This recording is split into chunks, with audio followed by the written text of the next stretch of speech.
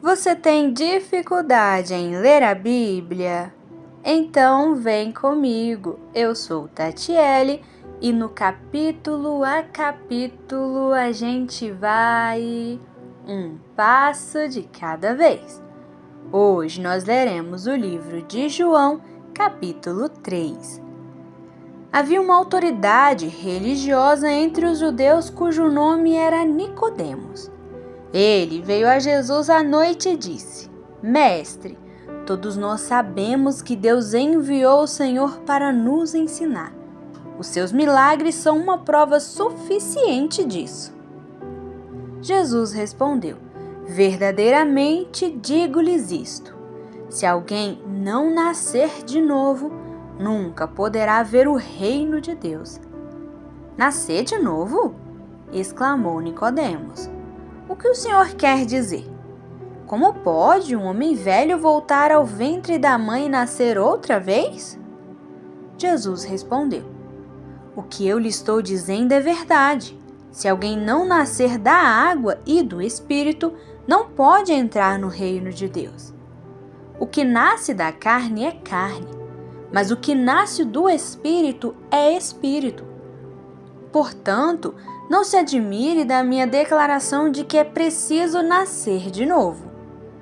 Assim como você pode ouvir o vento, mas não pode dizer de onde ele vem ou para onde ele vai, assim acontece com todos os nascidos do Espírito. Como pode isso? Perguntou Nicodemos. Jesus respondeu: Você é mestre em Israel e ainda assim não entende estas coisas? Eu afirmo a você que isto é verdade. Nós falamos daquilo que sabemos e testemunhamos do que vimos, e mesmo assim vocês não querem crer em mim. Se vocês não creem em mim, nem quando falo sobre coisas como estas que acontecem aqui entre os homens, como vocês crerão se eu falar das coisas celestes? Ninguém jamais subiu ao céu, a não ser aquele que veio do céu, ou seja, o Filho do Homem. E como Moisés no deserto levantou numa estaca uma serpente de bronze, assim também é necessário que o Filho do Homem seja levantado, para que todo aquele que nele crê tenha a vida eterna. Porque Deus amou tanto o mundo que deu seu Filho único, para que todo aquele que nele crê não pereça, mas tenha vida eterna. Deus não enviou seu Filho ao mundo para condenar o mundo, mas para que o mundo fosse salvo por meio dele. Não há condenação reservada para aqueles que creem nele como Salvador, mas aqueles que não creem nele já estão condenados por não crerem no Filho único de Deus. A sentença deles está baseada neste fato: a luz veio ao mundo, porém os homens amaram mais as trevas do que a luz, porque as suas obras eram más. Os que praticam o mal odeiam a luz e ficam longe dela, com medo de que seus pecados sejam revelados. Mas aqueles que praticam a verdade têm prazer em vir para a luz, a fim de que todos vejam que as suas obras são realizadas por intermédio de Deus. Depois disso, Jesus e seus discípulos foram para a região da Judeia, onde passou um tempo com eles e batizava. Naquela época, João também batizava em Enom, perto de Salim, porque ali havia bastante água e o povo vinha para ser batizado. Isto aconteceu antes de João ser preso. Um dia, alguém começou uma discussão com alguns dos discípulos de João sobre a cerimônia da purificação. Eles foram falar com João e disseram: Mestre, o homem que o Senhor encontrou do outro lado do rio Jordão, aquele do qual o Senhor testemunhou, também está batizando, e todos estão indo atrás dele, em vez de virem a nós aqui. João respondeu: O homem não pode receber nada se do céu não lhe for concedido. Vocês são testemunhas de que eu disse: eu não sou Cristo. Eu estou aqui para preparar o caminho para ele. Isso é tudo. A noiva irá para onde o noivo está. Os amigos do noivo alegram-se com ele. Eu sou amigo do noivo e estou cheio de alegria com o sucesso dele. Ele deve tornar-se cada vez maior e eu devo diminuir cada vez mais.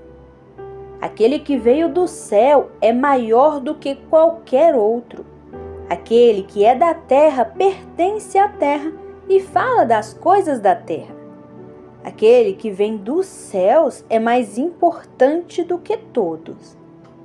Ele fala do que viu e ouviu, mas são poucos os que creem no que ele fala. Aqueles que creem nele descobrem que Deus é a fonte da verdade, pois, sendo enviado por Deus, ele fala as palavras de Deus, porque ele dá o Espírito sem medida nem limite. O Pai ama o Filho e o entregou tudo o que existe em suas mãos.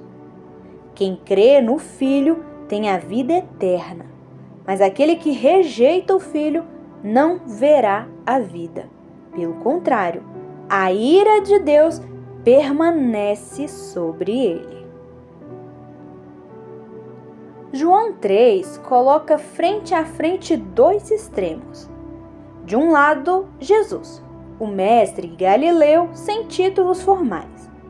Do outro, Nicodemos, uma das mentes mais brilhantes e influentes de Jerusalém, membro do Sinédrio, o Tribunal Supremo dos Judeus, e mestre respeitado. Nicodemos tinha religião, moral, conhecimento e status, mas sentia que faltava algo essencial. Jesus choca esse homem religioso ao dizer que todo o seu currículo humano e sua herança biológica não serviam para herdar o reino de Deus. Era necessário nascer de novo. Jesus explica que a salvação não é resultado de um esforço moral ou de cumprir regras religiosas, mas sim uma obra sobrenatural do Espírito Santo baseada no amor incondicional de Deus, que enviou seu Filho para morrer pela humanidade. Uma curiosidade interessante neste capítulo é que muitos acham que Nicodemos foi de noite apenas por medo ou covardia de ser visto por seus colegas fariseus. Mas a história e a cultura da época revelam um detalhe ainda mais profundo. Os rabinos e estudiosos da lei daquela época tinham o costume rígido de estudar a Torá durante a noite, pois acreditavam que o silêncio da madrugada trazia maior clareza mental e comunhão com Deus, longe das distrações do dia. Quando Nicodemos procura Jesus na calada da noite, ele não estava apenas se escondendo. Ele estava tratando Jesus com o mais alto nível de respeito intelectual. Ele estava convidando Jesus para um debate rabínico de madrugada, um momento reservado para as conversas teológicas mais profundas e sagradas. E é nesse cenário de busca intelectual que Jesus desmonta toda a lógica humana dele, mostrando que o reino de Deus não se entende com a mente, mas com um coração novo. O que me chamou a atenção foi o versículo 20. Os que praticam o mal odeiam a luz e ficam longe dela, com medo de que seus pecados sejam revelados. Sabe aquele ditado que diz: nem Jesus agradou todo mundo? Jesus não agradou todo mundo porque ele é santo. Não se podia tentar dar um jeitinho. fazer fofocas ou fazer piadas de mau gosto ou de cunho sexual quando Jesus estava perto. Ele é santo e os homens são maus. Não querem o que é santo, pois as coisas sujas são, entre aspas, mais interessantes. Estas alimentam a carne. Mas Jesus era o confronto. Jesus era diferente e isso incomodava. Por isso não agradou. E nós, seguidores verdadeiros de Cristo, passaremos por isso. Seremos rejeitados, excluídos. Nós também não vamos agradar, mas é pela santidade que buscamos. Em Mateus capítulo 24, versículo 9 diz: Então vocês serão presos, perseguidos e mortos por minha causa, e serão odiados em todo o mundo. Agora, deixe uma reflexão. Nicodemos foi até Jesus com um elogio racional. Sabemos que és mestre vindo de Deus. Mas Jesus não queria um elogio, queria uma entrega. Nicodemos estava preso à lógica da carne. Como pode um homem nascer sendo velho? Enquanto Jesus o convidava a se mover na lógica do Espírito, que sopra onde quer. A história de Nicodemos nos ensina que a religiosidade, o conhecimento bíblico e a boa conduta moral são excelentes, mas não conseguem salvar ninguém. Você pode ser uma boa pessoa, ativa na igreja, respeitada na sociedade, e ainda assim estar espiritualmente morto. O novo nascimento exige que reconheçamos nossa falência espiritual e olhemos para a cruz com a mesma fé de quem precisa desesperadamente de cura e vida. Então hoje, pensa sobre isso. Se o seu conhecimento, sua tradição familiar ou suas boas obras não são suficientes para te dar acesso ao reino dos céus, o quanto você tem dependido do seu próprio esforço religioso em vez de se render completamente à ação transformadora do Espírito Santo, aceitando que a sua vida precisa de fato nascer de novo? Esse foi o capítulo a capítulo de hoje. Se isso falou com você, me acompanhe amanhã. Aqui a gente segue junto, um capítulo de cada vez.